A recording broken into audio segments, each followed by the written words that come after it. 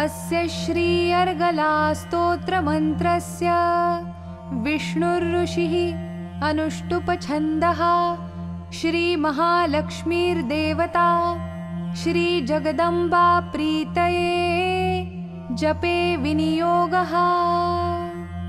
ॐ नमश्चण्डिकायै। मार्कण्डेय उवाच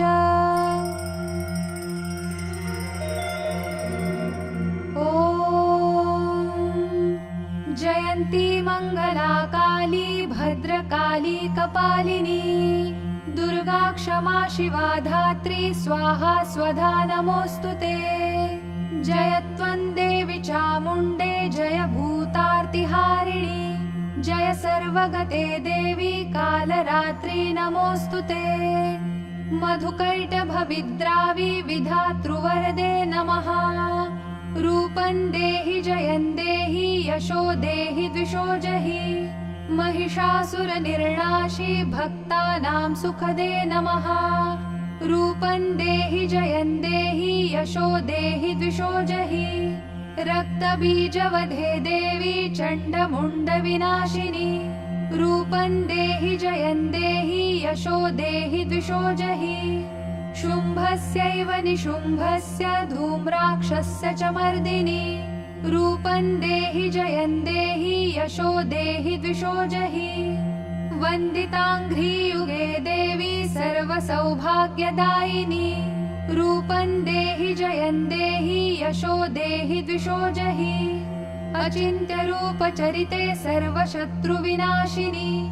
रूपं देहि जयं देहि यशो देहि द्विषो जहि न तेभ्यः सर्वदा भक्त्या चण्डिके दुरितापहे। रूपं देहि जयं देहि यशो देहि द्विषो जहि स्तुवद्भ्यो भक्तिपूर्वं त्वां चण्डिके व्याधिनाशिनी।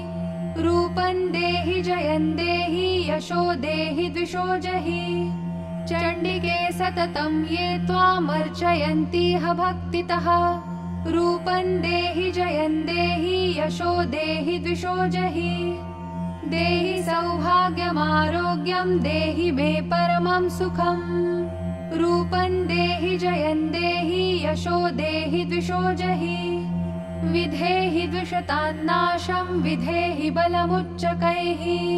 रूपं देहि जयं देहि यशो देहि द्विषो जहि विधेहि देवि कल्याणं विधेहि परमां श्रियम्।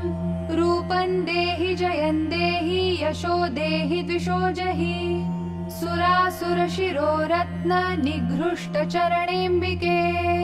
रूपं देहि जयं देहि यशो देहि द्विषो जहि विद्यावन्तं यशस्वन्तं लक्ष्मीवन्तं जनं कुरु।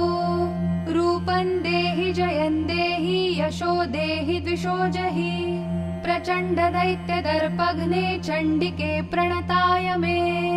रूपं देहि जयं देहि यशो देहि द्विषो जहि चतुर्भुजे चतुर्वक्त्र संस्तुते परमेश्वरी। रूपं देहि जयं देहि यशो देहि द्विषो जहि कृष्णेन संस्तुते देवी शश्वद्भक्त्या सदाम्बिके। रूपं देहि जयं देहि यशो देहि द्विषो जहि हिमाचलसुतानाथ संस्तुते परमेश्वरी। रूपं देहि जयं देहि यशो देहि द्विषो जहि इन्द्राणीपति सद्भाव पूजिते परमेश्वरी। रूपं देहि जयं देहि यशो देहि द्विषो जहि देवी प्रचण्ड दोर्दण्ड दैत्यदर्प विनाशिनी। रूपं देहि जयं देहि यशो देहि द्विषो जहि देवी भक्तजनोद्दाम दत्तानन्दोदयेऽम्बिके।